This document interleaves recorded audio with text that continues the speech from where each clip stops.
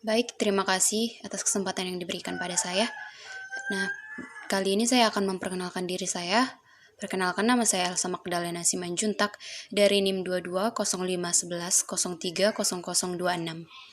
Saya dari Universitas Samratulangi, Fakultas Perikanan dan Ilmu Kelautan, Program Studi Ilmu Kelautan. Di sini akan membawakan materi kimia dasar. Yang pertama yaitu mengenai polaritas. Nah, sebelum itu kita harus tahu apa itu polaritas. Polaritas adalah suatu kemampuan senyawa untuk membuat atau membentuk dipol. Dipol adalah dua muatan yang berbeda yang terdapat pada molekul suatu zat. Gaya tarik-menarik antar molekul yaitu gaya-gaya yang mengikat molekul-molekul dalam zat, yang terdiri atas molekul-molekul.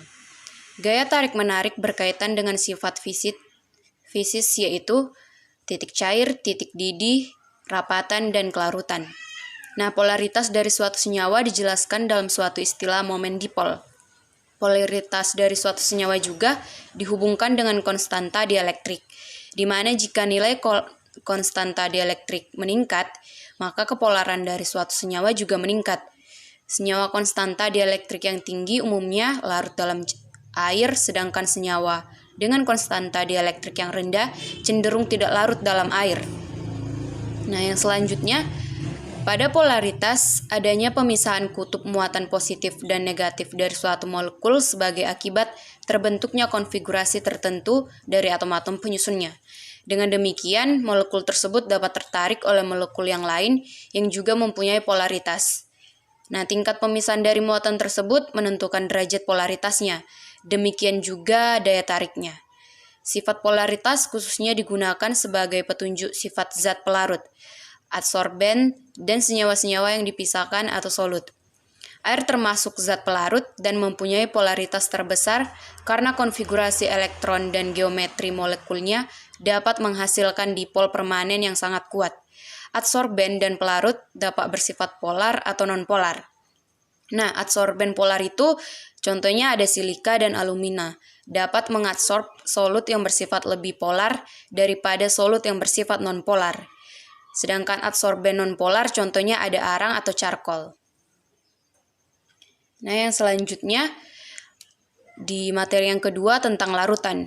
Nah, larutan adalah dapat kita definisikan sebagai campuran dua zat atau lebih yang membentuk satu macam fase homogen dan sifat kimia setiap zat yang membentuk larutan tidak berubah. Nah, fase homogen artinya tidak ada kecenderungan zat-zat dalam larutan terkonsentrasi pada bagian-bagian tertentu, melainkan menyebar secara merata di seluruh campuran. Sifat kimia dalam larutan tetapi sifat fisiknya bisa berubah. Contohnya etanol atau alkohol dengan air, maka sifat fisikanya tidak berubah dan sifat kimianya juga tidak berubah atau tetap. Nah, contoh yang kedua yaitu ada NaCl atau garam ditambah dengan air, maka menghasilkan sifat fisika yang strukturnya garam yang dimana terdiri dari Na plus dan Cl minus, dan struktur kimianya bersifat tetap. Yang selanjutnya di dalam larutan terdiri dari dua komponen, yaitu ada pelarut dan zat terlarut. Pelarut itu zat yang digunakan sebagai media untuk melarutkan zat lain. Pada umumnya pelarut adalah komponen terbesar di dalam larutan. Sedangkan zat terlarut adalah komponen yang memiliki jumlah lebih sedikit dan dalam sistem larutan. Pelarut memiliki struktur fisika yang tidak berubah, sedangkan zat terlarut memiliki struktur fisika yang bisa berubah. Nah, komposisi dari larutan itu antara lain ada larutan terdiri dari larutan yang dimana larutan ini ada kadarnya atau konsentrasinya.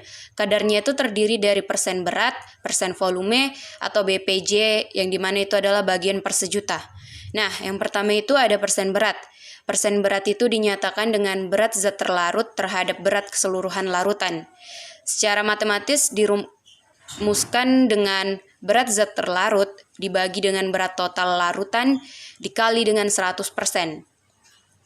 Di sini contohnya dapat kita lihat yaitu dalam suatu larutan logam emas sebanyak 300 gram dan perak sebanyak 200 gram dilarutkan dalam pelarut sebesar 1900 gram. Berapa persenkah berat emas? Nah, dapat kita selesaikan dengan cara yang pertama, kita tentukan dulu berapa total berat larutan.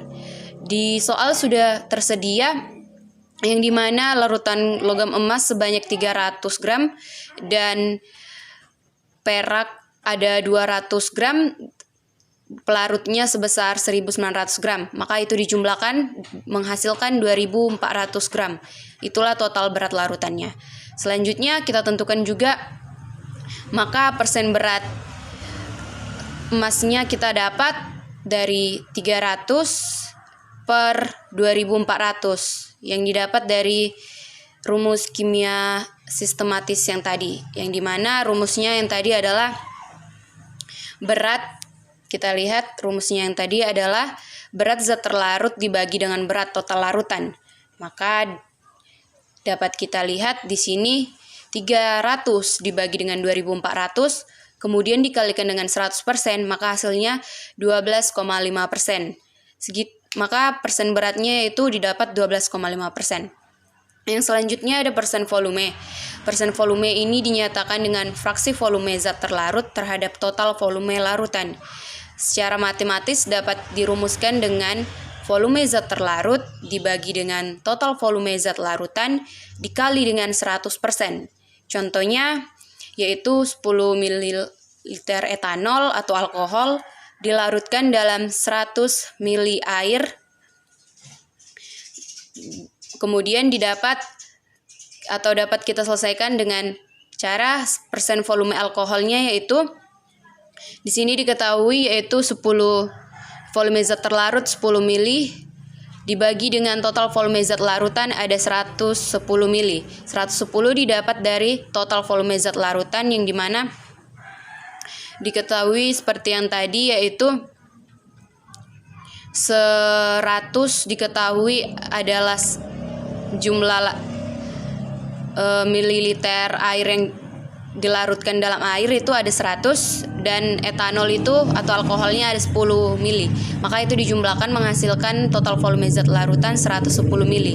Kemudian dikalikan dengan 100%, maka dapat dihasilkan dengan 9,09%. Segitulah jumlah persen volume alkohol yang didapatkan. Selanjutnya, untuk menyatakan kadar suatu zat yang sangat sedikit, dapat kita gunakan satuan bagian per sejuta atau BPJ.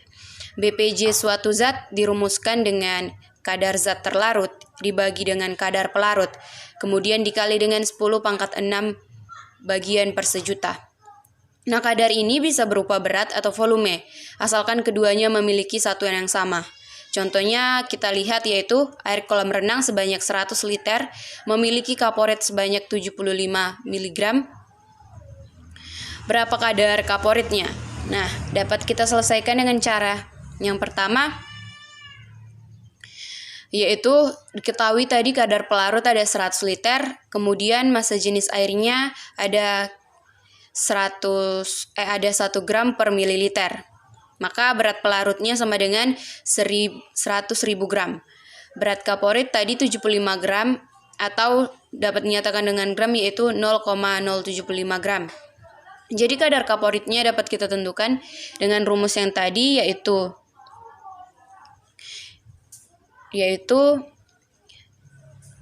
kadar zat terlarut dibagi dengan kadar pelarut.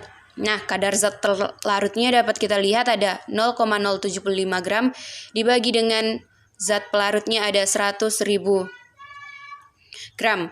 Kemudian dikali dengan 10⁻⁶ BPJ dan menghasilkan 0,75 BPJ. Itulah menjadi kadar kaporitnya. Nah, yang selanjutnya materi yang ketiga yaitu mengenai pengenceran. Sebelum itu, kita harus tahu apa itu pengenceran. Pengenceran adalah proses penurunan konsentrasi larutan dengan penambahan zat pelarut seperti air ke dalam larutan yang pekat untuk menurunkan konsentrasi larutan dari yang semula pekat menjadi lebih encer dari konsentrasi awalnya.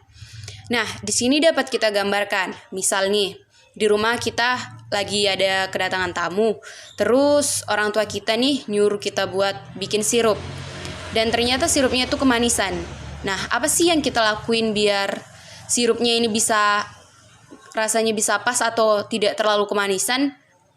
Nah, tentu kita akan melakukan dengan cara kita nambahin air dong. Nah, dengan penambahan air ini tentu akan mengurangi rasa manis dari sirup tersebut. Tapi kok bisa ya? Pertanyaannya itu, kenapa bisa menambahkan air bisa membuat rasa manis dari sirup berkurang? Nah, tentu bisa dong. Caranya dengan kita melakukan pengenceran larutan, maka tentu dari konsentrasi awalnya yang pekat, maka menjadi lebih encer sehingga rasa manis dari sirup itu akan pas sesuai dengan selera kita. Nah, di sini tentu kita bertanya juga, kok larutan itu perlu diencerkan? Sedangkan di mana kita tahu encer di sini bersifat cair kan? Tentu saja kalau sudah bersifat cair ngapain lagi dilarutkan atau diencerkan gitu. Nah, sebelum itu kita harus tahu larutan ini tidak hanya berbentuk cair, larutan juga ada yang berbentuk gas dan padat. Nah, sebelum kembali ke pertanyaan yang tadi, kok larutan perlu diencerkan? Iya teman-teman, pengenceran ini perlu kita lakukan kalau kita nih cuma punya larutan dengan konsentrasi pekat, sementara kita nih membutuhkan larutan konsentrasi encer. Sama kayak sirup yang kemanisan tadi, kita harus mengencerkan sirupnya supaya rasa manisnya berkurang. Nah, di sini dapat kita lakukan pengenceran dengan rumus yang pertama yaitu V1 dikali M1 sama dengan V2 dikali M2. Kemudian dapat juga dengan rumus V1 dikali M1 sama dengan V1 tambah X dikali M2. Nah, di sini dapat kita ketahui V1 itu yaitu volume larutan pekat, M1 itu konsentrasi larutan pekat, V2 yaitu volume larutan encer, M2 itu konsentrasi larutan encer, dan X diketahui yaitu banyak pelarut yang ditambahkan. Maka di sini dengan catatan V2 sama dengan V1 tambah X. Dari contohnya dapat kita buat, misal nih saya butuh mengencerkan larutan berukuran 10 mili yang konsentrasinya 4M menjadi 2M. Nah, dapat kita selesaikan dengan cara rumus yang tadi yaitu V1 dikali M1 sama dengan V1 tambah X dikali M2. Nah, di sini dapat kita ketahui volume V1-nya atau volume larutan pekatnya yaitu dari soal terdapat 10 mili. Sedangkan M1-nya atau konsentrasi larutan pekatnya kita dapat dari soal itu ada konsentrasi awalnya itu ada 4. Kemudian selanjutnya kita tentukan juga V1-nya. V1-nya atau volume larutan pekatnya di situ juga ada 10 seperti yang tadi saya bilang. Kemudian ditambah dengan X, yang dimana X ini adalah banyak pelarut yang ditambahkan. Sedangkan X-nya belum kita ketahui. Selanjutnya kita tentukan juga M2-nya atau konsentrasi larutan encernya itu ada 2. Yang dimana tadi M2 ini adalah dapat kita bilang konsentrasi yang terjadi setelah adanya awal dari tadi pengenceran atau konsentrasi pekat awalnya yaitu 4 tadi. Nah, maka dapat kita buat V1 dikali M1 itu tadi 10 kali 4 40 sama dengan kemudian V1 ditambah X, atau dapat kita buat di sini perkaliannya dari 10 dikalikan dengan yang ada di luar kali 2 20. Selanjutnya X dikali 2 2X. Kemudian pindah ruas. Di sini 2X sama dengan 40 dikurang 20. 2X sama dengan 20. Maka didapat X sama dengan 10. Jadi segitulah yang banyak pelarut yang didapat atau pelarut yang ditambahkan itu ada 10. Baik, sekian tadi pemaparan saya mengenai materi kimia dasar yaitu tentang polaritas, larutan, dan pengenceran. Jika ada kesalahan kata atau kesalahan dalam pemaparan, mohon dimaafkan. Sekian dari pemaparan saya. Terima kasih.